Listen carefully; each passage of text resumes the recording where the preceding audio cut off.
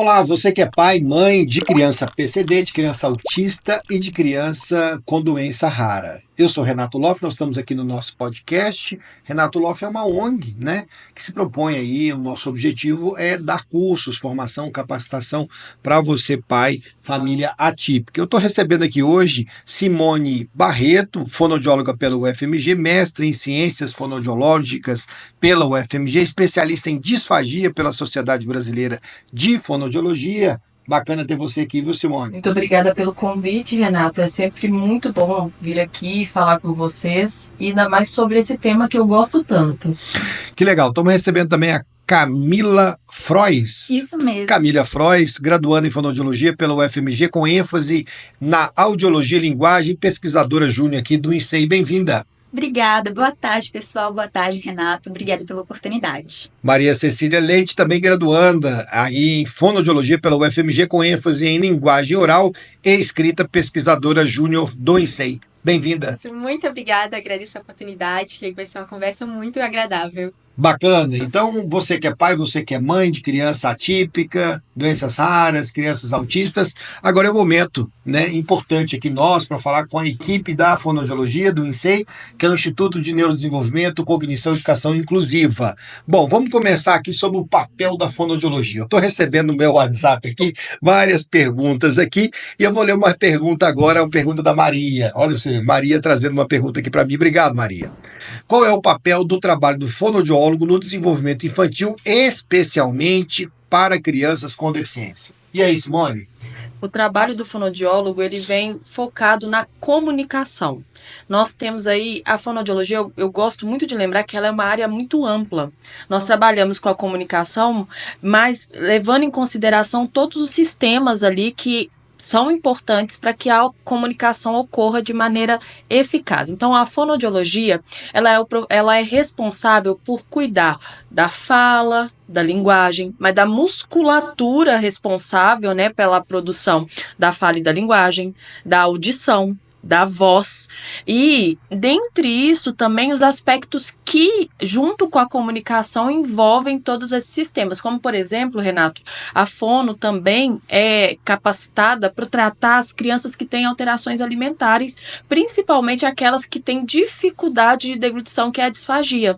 Então nós somos um profissional que olhamos a comunicação no seu modo mais global, levando em consideração tudo o que precisa para que essa comunicação ocorra de forma efetiva, mas não somente a comunicação.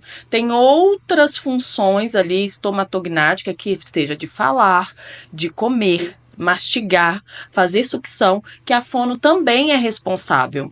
E sem falar das questões auditivas também, que vão muito além do só ouvir. A fono é responsável ali para saber se aquela criança, ela ouve ou não, mas também para saber como que essa criança responde a mecanismos de audição. Então, essa criança, às vezes, ela não tem um problema auditivo, como uma perda, uma surdez, mas ela tem ali dificuldade para entender determinados sons, para discriminar esses sons. Então a fono também atua com isso, que é muito importante. E não só com a linguagem oral. Então nas crianças ali com deficiência, a gente sabe que elas têm muitas alterações de fala, podem ter também alterações relacionadas à alimentação, mas também vem ali com uma questão também escolar. E a fono também atua nessas questões da linguagem escrita. Então é assim que o fonoaudiólogo ele contribui para a reabilitação das crianças com deficiência, atuando em todas essas áreas e promovendo ali o bem-estar integral dessas crianças. Muita coisa, hein? Como dizia o professor. Muito ampla. Muita coisa mesmo. Camila, Maria Cecília, alguma consideração com relação à fala da doutora Simone? E complementando o que a Simone falou, vai trazer muita autonomia para essa criança, porque se ela consegue se comunicar, ela vai conseguir expressar os desejos, as necessidades dela. Então esse trabalho é muito importante para que a criança consiga realmente se comunicar e ser inserida, até no contexto pragmático, ela vai conseguir interagir com outras crianças, por isso essa comunicação é tão importante. Eu acho que a Simone e a Cecília, elas falaram muito bem. Eu acredito que o objetivo mais importante do terapeuta é fazer com que aquele paciente tenha uma qualidade de vida, é gerar uma autonomia, gerar uma independência. Então, fazer com que aquela criança que tem dislexia, ela leia uma bula de remédio, ela entenda o que ela está lendo, saiba de quantas e quantas horas ela tem que tomar, quais são as contraindicações. É fazer com que aquela criança com TEA, ela consiga se comunicar, consiga chegar onde ela quer, perguntando, fazendo contato visual, conversando com aquelas pessoas, é fazer com que aquela criança que tem uma deficiência auditiva desenvolva a linguagem oral. Então, o objetivo maior é proporcionar qualidade de vida para o paciente. Bacana. Chegou uma outra pergunta aqui. Vou começar com você, Simone. Quais os principais desafios das crianças com deficiência que elas enfrentam na comunicação? Então, isso aí é um tema muito bacana, né? Então, as crianças com deficiência, muitas vezes elas vêm com alteração, com alterações de fala, e os pais ficam muito focados nisso, né? Meu filho não fala, e são as que mais chamam a atenção. Porém, não são as únicas, né? As dificuldades de comunicação que essas crianças enfrentam. Se a gente pensar ali na linguagem, para a gente tentar entender, a linguagem, ela não envolve só fala. A linguagem nós temos linguagem expressiva, que pode ser a fala, a escrita, é o jeito com que essa criança se faz entender, e nós temos também a linguagem compreensiva, que é como essa criança entende o outro, sabe? Como que ela consegue processar o que o outro está falando com ela. Então, muitas vezes, essas crianças, elas podem ter dificuldade tanto na linguagem expressiva, quanto na linguagem compreensiva. Então, é aquela criança que às vezes o pai está falando, ela não está entendendo o que ele está falando, então ela não responde, ela não olha quando ele pergunta. É aquela criança que muitas vezes não desenvolve fala também porque ela nem compreende a linguagem.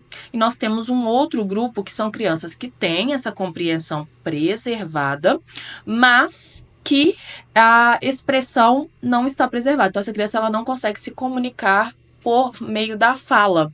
Mas essas crianças, mesmo que elas não se comuniquem por meio da fala, não quer dizer que elas não se comuniquem. Então, muitas vezes, elas se fazem entender de outro jeito. Seja por gestos, seja pela utilização de figuras, seja pela escrita, elas se fazem entender de outras formas, e essas dificuldades impactam essa criança no seu social muitas vezes porque ela não consegue, nossa sociedade, ela se comunica pela fala. Então, os outros meios de comunicação muitas vezes são desconsiderados.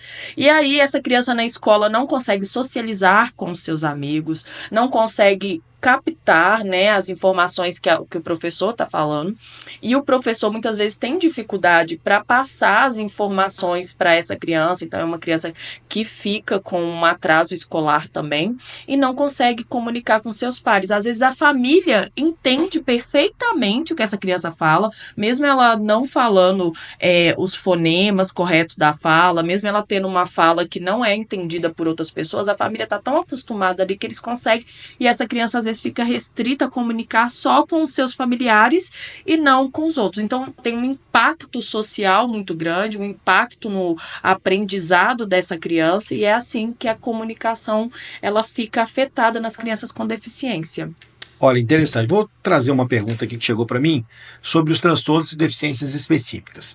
Como a fonoaudiologia pode auxiliar crianças no transtorno espectro autista, no desenvolvimento da própria comunicação? Aí eu vou trazer essa pergunta para você, Maria Cecília, para você, Camila. Querem falar um pouquinho sobre isso? Eu gosto de começar respondendo essa pergunta porque direto a gente recebe falando de um livro que se chama O Porquê Eu Pulo, A Razão de Eu Pular. É um livro escrito por uma criança do Japão, uma criança com autismo de 13 anos, onde ele coloca vários relatos das dificuldades dele com relação à comunicação. A gente pode ajudar essa criança com base nos relatos que a gente recebe das famílias e dessas crianças, e esse livro é uma forma da gente observar esse comportamento e entender por meio da comunicação aumentativa alternativa. Se essa criança é não verbal, a gente pode colocar outros meios de comunicação a não ser a fala, esse ato motor. A gente pode colocar pictogramas, que são aquelas imagenzinhas representando o que ela quer, para ela se comunicar com a gente. A gente pode colocar essas imagens, pedir que ela aponte, a gente vai entender o que ela está falando, o que ela está querendo. Bacana. O gesto seria uma forma de comunicação também? Com certeza. Sim. Com certeza, e às vezes, né, o gesto também é uma forma que essa criança que é não verbal consegue se comunicar de alguma forma, né? E é algo que a gente trabalha na terapia também, da criança conseguir se expressar. Às vezes ela vem sem ter expressão, porque como a Simone já falou, a comunicação vai muito além do falar. Então eu deixar essa comunicação funcional, seja por gestos, seja por pictogramas. Então eu vou procurar a forma que será funcional para essa criança se comunicar. Tem uma outra questão também, Renato, é que a linguagem, ela tem os seus subsistemas. Então, vou falar um pouquinho aqui desses subsistemas da linguagem, porque a criança autista, muitas vezes, ela falha em todos os subsistemas da linguagem. Nós temos o sistema fonológico. O que é o sistema fonológico? São os sons da língua. Se vocês pensarem no Cebolinha, quando ele está lá trocando o R pelo L, aquilo ali é uma alteração fonológica. Então, ele está produzindo um som da fala de maneira incorreta. Então, ele substitui ali. Então, ao invés de falar para, ele fala pala. Toda vez que tem esse fonema do R que vibra, né, que é o ra, ele vai trocar pelo lá. Essa seria uma alteração fonética ou fonológica, tá? Depois, nós temos um subsistema que é o semântico. O semântico, ele diz sobre o significado da palavra. Se eu falar a palavra aqui bola, automaticamente todo mundo sabe aqui do que eu estou falando e já vem a representação da bola na mente. A criança autista, ela também pode ter dificuldade nisso, de saber o significado das palavras, de conseguir acessar lá na mente dela a palavra correspondente àquela que ela precisa para ela, que é o copo, mas ela não consegue processar semanticamente a palavra copo para pedir ele verbalmente. Depois nós temos a morfologia, que é a estrutura. Então, na nossa língua portuguesa, por exemplo, nós temos vários morfemas. Então, a palavra porta, ela pode derivar outras palavras como porteiro, portaria, tá? Então, são a estrutura, a formação dessas palavras. A sintaxe é como a gente organiza as frases no português. Então, no português, eu falo, eu amo você, não você, eu amo. Tá? Ou pode até ser também, não foi um bom exemplo, deixa eu pensar em um outro. Se a gente pensar naquele... Fui nojo. Isso. Você não fala shopping fui nojo, você fala fui no shopping hoje. É como Tem essa essa organização. frase é organizada.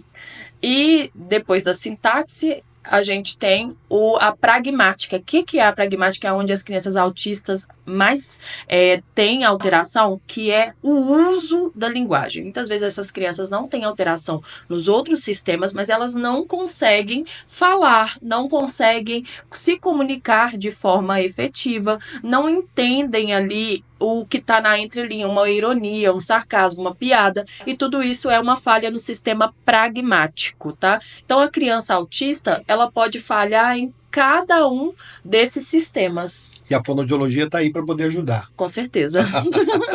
Então, outra pergunta que chegou aqui. Crianças com paralisia cerebral podem apresentar dificuldades na fala e na deglutição? Como a fonoaudiologia pode atuar nesses casos? Tá, E aí, para vocês, meninas? Então, só explicando o que é essa deglutição, o que isso significa. É aquela dificuldade de engolir.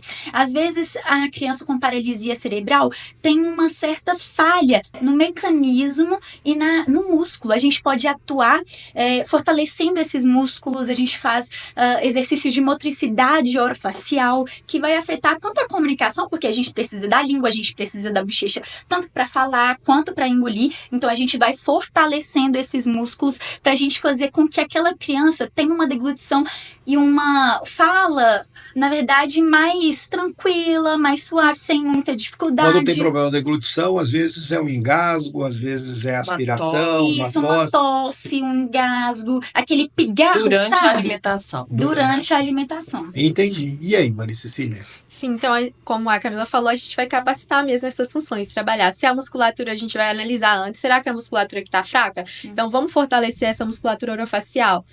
Onde que está ocorrendo esse problema? A gente vai fazer toda essa análise para ir de encontro mesmo com o que essa criança está necessitando. Então, vai depender, cada caso é um caso, para a gente poder trabalhar essas funções e devolver tanto a deglutição como a comunicação para essa criança, para que aconteça de forma efetiva.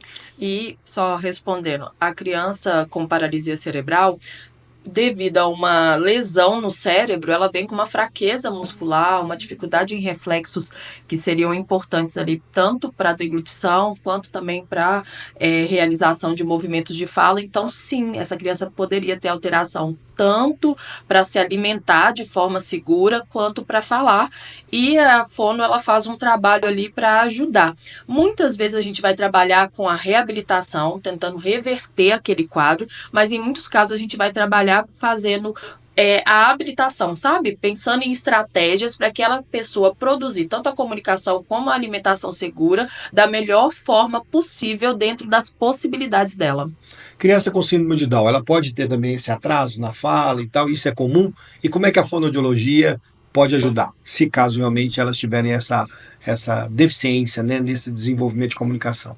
Sim, isso pode ocorrer também, porque ela também vai ter essa fraqueza muscular, essa hipotonia muscular. Então, essa musculatura orofacial, a gente vê a característica que a linguinha muitas vezes Pode para ter fora. problema de deglutição também com síndrome de Down? Pode, porque tem uma hipotonia, então Entendi. tem essa fraqueza muscular. Mas o que a gente também esquece é que na síndrome de Down também pode ter deficiência auditiva, porque tem a tuba auditiva, que é mais horizontal. Então, a anatomia da tuba auditiva, que conecta o ouvido com a nasofaringe, com o nariz, com a boca, ela é mais horizontal, ela é mais deitada. Então, no momento que a criança com síndrome de Down está mamando, esse líquido ele pode ir para a orelha e pode gerar otite de repetição. Essa otite de repetição que pode gerar essa deficiência auditiva. Então, a gente tem que ficar de olho. A gente olha para a fala, a gente olha para a mamada também, devido a essa fraqueza muscular, mas a gente tem que ficar de olho também na audição dessas crianças. Tá, outra pergunta.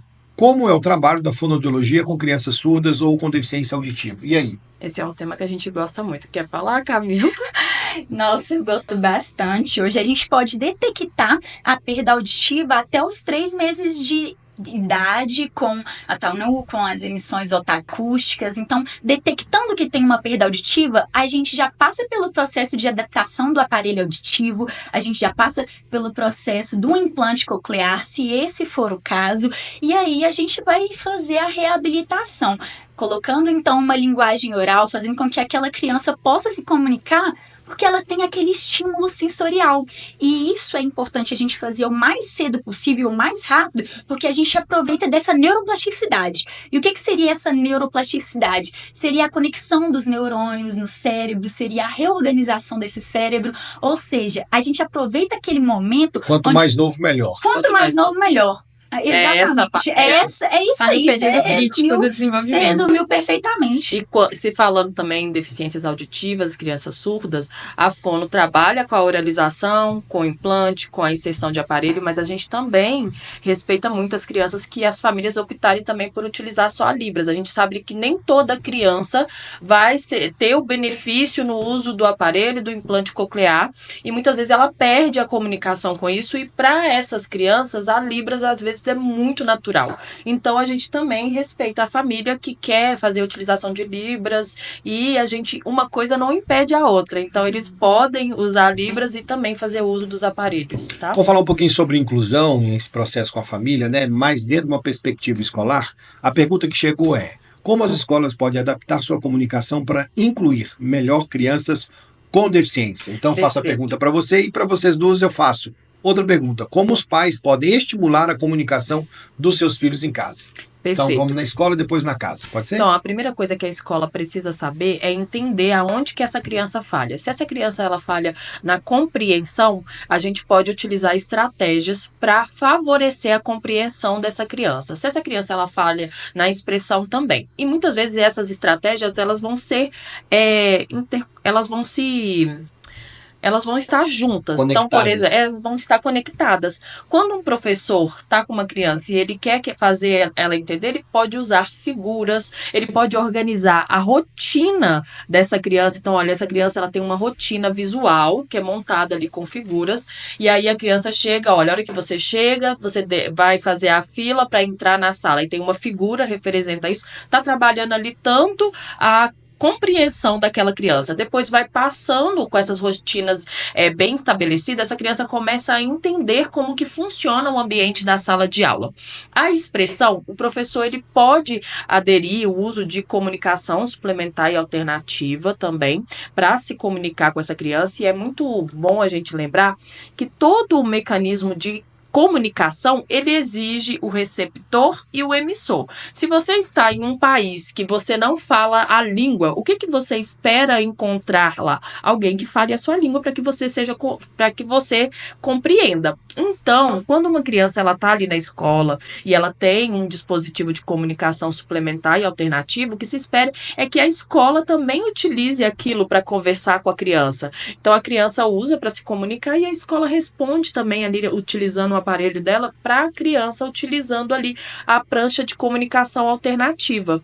Então, a gente tem várias estratégias, mas eu acredito que essas duas sejam muito eficazes nas questões das crianças que têm necessidade de comunicações complexas e que estão frequentando a escola.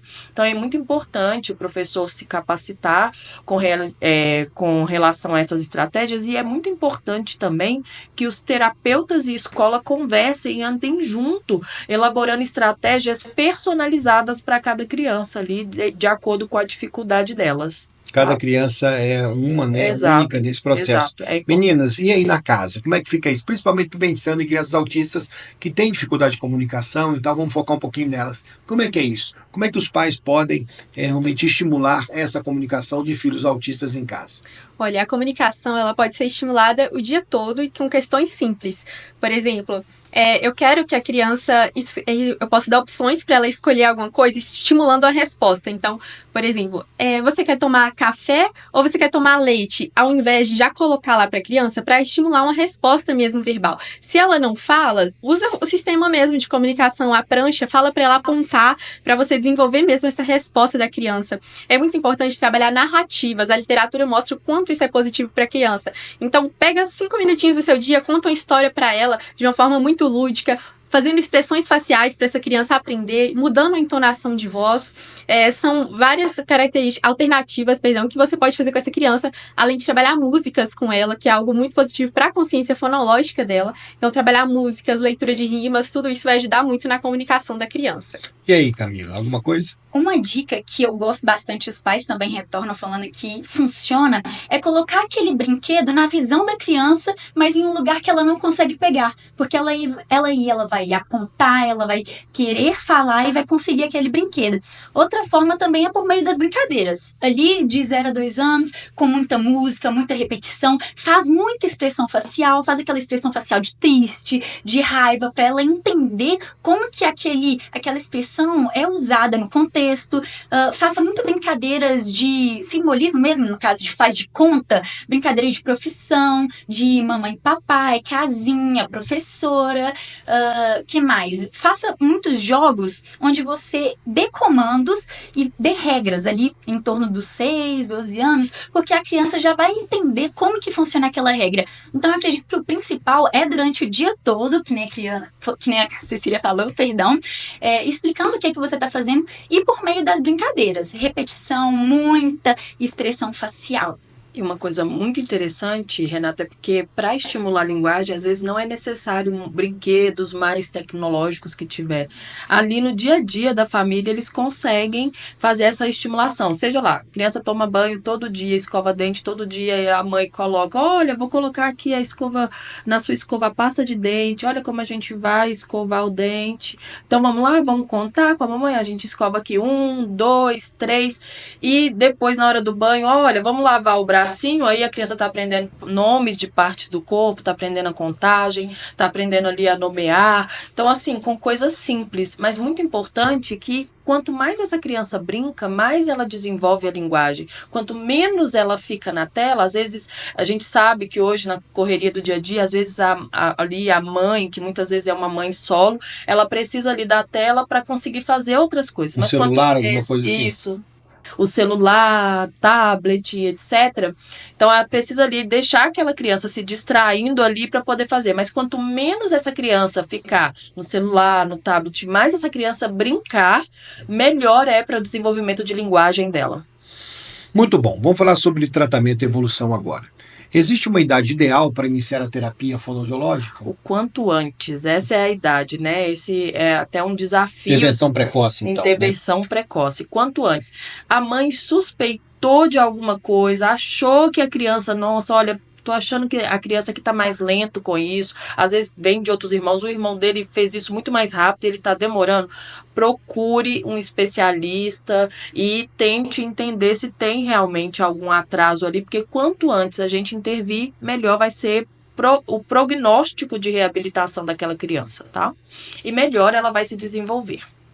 Bom, meninas, Camila e Maria Cecília, quanto tempo costuma levar para que uma criança com deficiência apresente avanços na comunicação com o acompanhamento fonoaudiológico? Isso vai depender muito também da severidade e condição de saúde da criança, não é isso? Exatamente, então depende muito, cada criança tem sua especificidade, uma criança é diferente da outra, então vai depender do prognóstico dela, o quanto que a família está engajada, e isso é importante falar, quanto mais a família engaja no tratamento, faz os exercícios em casa, mais rápido a probabilidade de ter resultados melhores é maior, mas depende muito de cada criança. Sim, e até da terapia, se é uma terapia intensiva, quantas vezes ela vai na semana, então são muitas variáveis. Entendi, bacana. Fechando o nosso podcast, eu quero agradecer então vocês, a Simone, a Camila, a Maria Cecília, aqui no nosso podcast. Renato Loff é uma ONG, né? A gente criou uma ONG tendo como objetivo trazer informações para você, que é pai, mãe de criança autista, de criança PCD, de criança com doença rara. A última coisa para finalizar, qual a mensagem que você gostaria de deixar para os pais, educadores, profissionais que lidam com as crianças com deficiência, principalmente da perspectiva da fonoaudiologia, começando aqui pela Simone, Camila e Maria Cecília? Acreditem, né, que a criança ela vai conseguir, que ela vai poder ser reabilitada. Quanto mais a expectativa do pai é boa e tem essa esperança, melhor é para a evolução. Então, às vezes a criança ela tem uma deficiência, e crianças com deficiências, os pais tentam, mas ela não precisa fazer isso porque ela tem tal deficiência, porque ela tem tal dificuldade. Quanto mais você acreditar que a sua criança é capaz, melhor vai ser para o desenvolvimento dela. Eu acredito que acredite na potencialidade da sua criança. Busque informação, busque profissionais capacitados para atendê-la. Esclarecimento, né? Esclarecimento. Buscar sempre um diálogo entre a família, o terapeuta e a escola, porque entender como a criança está agindo nos 3 ambientes é muito importante para que ela venha ter um melhor terapia, para ela conseguir alcançar mais resultados e entender que a inclusão, ela é um direito da criança, não é um favor que a gente está fazendo, então é muito importante buscar mesmo os direitos dessa criança para que ela possa ser incluída e alcançar todas as potencialidades. Muito legal, então um grande abraço para você aí que está acompanhando a gente no podcast. Obrigado, Simone, obrigado, Camila. Eu que agradeço. Obrigado, Maria Cecília. Fica com Deus, gente. Um abração.